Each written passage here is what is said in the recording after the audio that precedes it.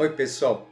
Recentemente nós fizemos um vídeo aqui no canal onde nós falamos a respeito da última onda psíquica deste ano de 2022 e a sua relação com os planetas Júpiter e Netuno no signo de Peixes.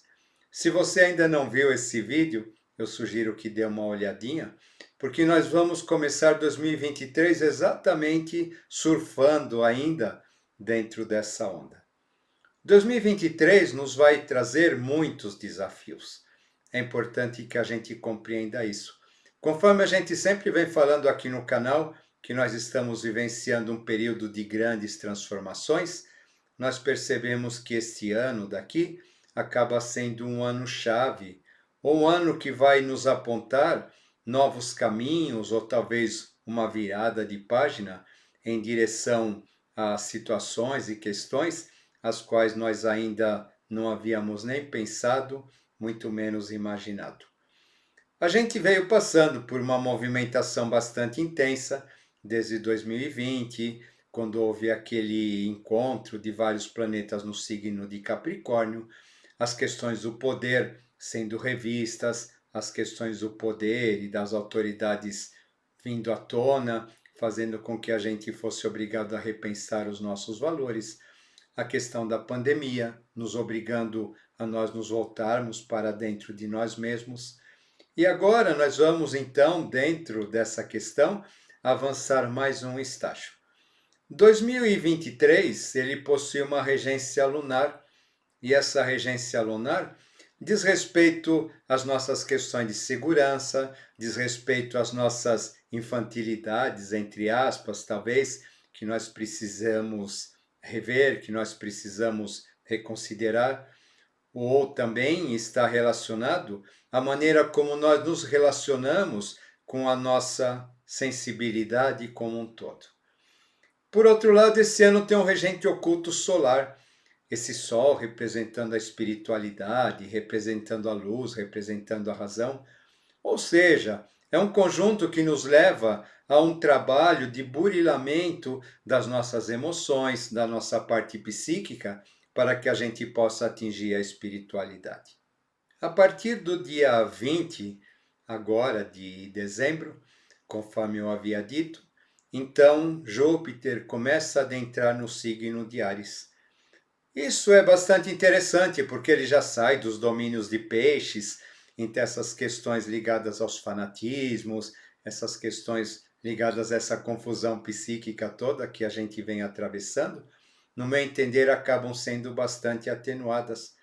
Porém, o Júpiter em Áries, ele pode estar muito convicto ainda das suas crenças, ele pode estar muito convicto de si nesse sentido, acreditando que talvez aquilo que ele acredite seja o verdadeiro, aquilo que ele acredite seja o melhor e talvez seja a única solução para que a gente possa resolver todos os problemas que a gente vem atravessando aqui, não só individualmente, mas em termos de humanidade e em termos de país como um todo. Isso tudo talvez possa até gerar um certo descanso ou não, né? Talvez um certo otimismo ou não.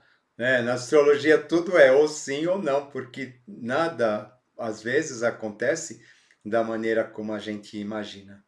Por quê? Porque a gente está com Urano lá meio que no comando da situação, no signo de Touro, falando para nós que as coisas devem ser bastante imprevisíveis para que a gente tenha capacidade, tenha condições de aprender as lições que a gente precisa aprender, porque conforme eu sempre venho dizendo, é diante do imprevisível que nós descobrimos quem realmente somos. Por volta do dia 7 de março, nós teremos a entrada de Saturno em Peixes. Isso acaba sendo bastante interessante, porque a gente tinha o Saturno lá no começo ainda em Capricórnio, depois ele passa para Aquários, ou seja, ele estava praticamente domiciliado. E quando o planeta ele está domiciliado, ele está seguro de si. Ou seja, né, o Saturno em Capricórnio ele estava lá regido pelas tradições, tomando conta de tudo aquilo que é estruturado em termos sociais, conforme a gente conhece, em termos de trabalho, em termos de sociedade, enquanto no momento em que ele passa para Aquário, então ele vai começar a pensar no futuro, ele fica planejador, ele fica objetivo, ele fica prático e assim por diante. Quando Saturno entra em Peixes, aí a situação ela já começa a ficar um pouquinho mais complicada, porque Peixes é uma área completamente instável e completamente insegura para ele. Peixes com aqueles sonhos, com aqueles romantismos, com aquelas névoas, com aquele psiquismo, não é muito a atmosfera em que Saturno está acostumado a lidar, ainda mais porque Netuno ainda está domiciliado nesse signo. Então, o que acaba acontecendo? O Saturno ele pode ficar com o pé atrás, ele pode ficar desconfiado, e por conta dele sentir-se vulnerável dentro dessa ambiência, ele pode até se transformar em bastante pessimista e começar a ver as coisas pelo lado pior. Quando a gente está falando em Saturno, a gente está falando então de toda a estrutura social, a gente está falando de tudo aquilo que a gente conhece como modelo de sociedade, como modelo de cultura, como modelo de civilização. No dia 27 de março, nós teremos um outro evento importantíssimo, que será a entrada de Plutão em Aquários. Plutão, que estava então no signo de Capricórnio, movimentando tudo isso que a gente viu, sacudindo todas essas estruturas, todas essas bases, nos trazendo à tona os nossos medos, as nossas inseguranças, as nossas inquietações. Agora ele entra no signo de Aquário, e o signo de Aquário é um signo rebelde por natureza. Isso pode fazer com que essa entrada de Plutão em Aquário cause uma grande inquietação. Possa haver greves, possa haver revoluções, possa haver movimentos inconformistas, possa haver uma atmosfera bastante confusa, uma vez que Aquário rege as fraternidades, rege os grupos, rege as ONGs, a gente pode dizer então os sindicatos, os partidos políticos, as religiões, de um certo modo, sabe? Ou seja, todo esse tipo de agrupamento que visa realizar um trabalho em direção ao todo, a partir da entrada de Plutão nesse signo, acaba sendo sacudido. Os podres acabam vindo à tona. Tudo aquilo que estava escondido e que a gente não imaginava acaba aparecendo diante dos nossos olhos estarrecidos. Aquários também está relacionada às telecomunicações, está relacionado à internet, ou seja, questões ligadas aos grupos de redes sociais, WhatsApp, Google, Facebook, essas questões também elas podem aparecer. Ou seja, a gente pegou as nossas seguranças de um certo modo quando veio a pandemia e acabou muito transferindo as nossas atividades externas para as atividades virtuais. E o que acaba aparecendo então é que essas questões, essas ferramentas virtuais, elas vão acabar sendo bastante abaladas também, para que a gente seja obrigado a repensar no uso adequado dessas redes, dessas ferramentas e da maneira como nós a usamos no nosso dia a dia. Talvez haja censura, talvez haja coisa desse tipo. O que acaba, trazendo inseguranças, inquietações, rebeldias, que por sua vez acabam fazendo com que esse nosso Saturno ele fique cada vez mais perdido e desconfiado dentro desse ambiente completamente confuso, que acaba sendo decorrente do mexer possível que pode acontecer nessas estruturas. E Plutão vai ficar aí nessa situação, nesse signo, até 6 de junho, nos agitando bastante, nos tornando inquietos, nos tornando confusos, para depois retornar para o signo de Capricórnio, ou seja, tudo aquilo que a gente pensa que ele deixou de mexer lá na casa relacionado ao poder, à política, à autoridade, etc., agora ele volta para fazer a limpeza final. Mas antes disso, é claro, ele dá uma ativada já no ponto seguinte, para que no momento em que a gente retorne, a gente acabe retornando com um olhar diferente que a gente tinha antes que esse movimento planetário tivesse acontecido. E Plutão só vai retornar a Aquário no ano de 2024. Ou seja, ainda existe muita limpeza, existe muita transformação, existem muitas questões a serem levantadas durante esse período. E a gente percebe, né, que os planetas envolvidos, eles estão em situações nada confortáveis diante dessas questões, diante desses desafios que acabam nos sendo propostos com essa movimentação astrológica. No dia 16 de maio, Júpiter, então, ele vai acabar entrando em Touro. Ele passa por Áries e ele entra em Touro. O Júpiter em Touro, talvez ele favoreça as finanças, ou ele, de uma certa maneira, as questões relacionadas a Touro, elas possam ser beneficamente envolvidas com essa presença nesse signo. Mas é interessante a gente perceber que Urano está lá. Urano está sacudindo todas as questões relacionadas ao nosso financeiro, relacionado a tudo aquilo que nos dá estrutura material, relacionado aos nossos valores, relacionado às nossas posses. Ou seja, né, essas questões todas, elas bastante sacudidas, bastante mexidas. E o que é interessante a gente pensar em Júpiter, que Júpiter é como se fosse assim uma grande lente de aumento. Por onde Júpiter ele caminha, o que acaba acontecendo então, ele vai ampliando aquelas questões que estão acontecendo naquela casa.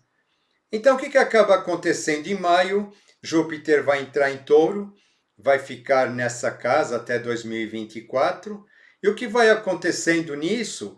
Conforme ele entra, ele vai caminhando, ele vai se aproximando cada vez mais de Urano. E conforme ele vai se aproximando mais de Urano, mais inquietações, mais inseguranças, elas vão sendo ativadas e elas vão sendo alimentadas. Como Touro diz respeito às questões financeiras, econômicas, a gente percebe que toda essa insegurança do Saturno, essa insegurança causada pelo próprio Plutão, essa insegurança causada pelo Júpiter se aproximando de Urano, pode fazer com que os mercados financeiros eles fiquem muito inquietos e que a gente acabe sim atravessando uma grande crise mundial, uma grande crise financeira, já que esse é um ambiente muito propício para que haja muita especulação, muita confusão, e quando ocorre esse tipo de coisa, a economia ela acaba entrando em parafuso, a economia ela acaba entrando numa grande crise. Ou seja, né, tudo indica que a humanidade como um todo vai passar por uma grande crise econômica no ano de 2023, para que ela tenha a chance ou ela tenha a oportunidade de fazer uma revisão profunda de valores. Vocês percebem que essa revisão ela nos está sendo exigida, né? E a gente acaba saindo pela direita, saindo pela esquerda, saindo pela lateral, e a gente está fazendo de tudo para a gente não entrar nesse confronto que está cada vez mais nos sendo assinalado como sendo algo inevitável. Temos então que entender que dias bastante difíceis e bastante instáveis, eles nos aguardam nesse ano de 2023.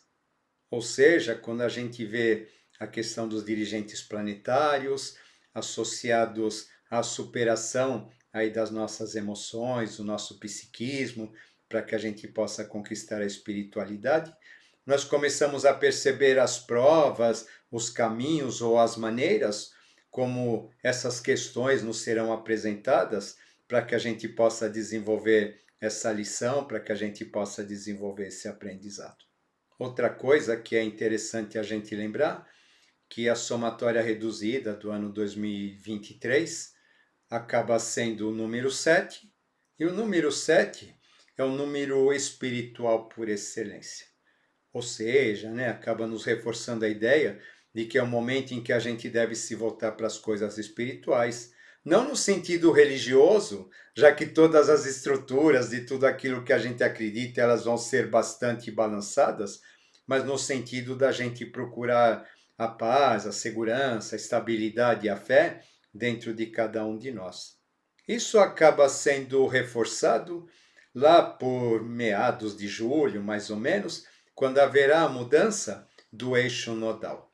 A gente estava em Escorpião para Touro e agora nós vamos passar de Libra para Áries. Conforme vocês devem lembrar, o eixo nodal ele tem uma importância bastante grande dentro de todo esse processo, já que a gente tem uma grande tendência de ficar preso no eixo sul. O eixo sul é aquele que vai nos puxar, ele vai nos prender para que a gente possa, de um certo modo, ser obrigado a transmutá-lo em direção ao eixo norte.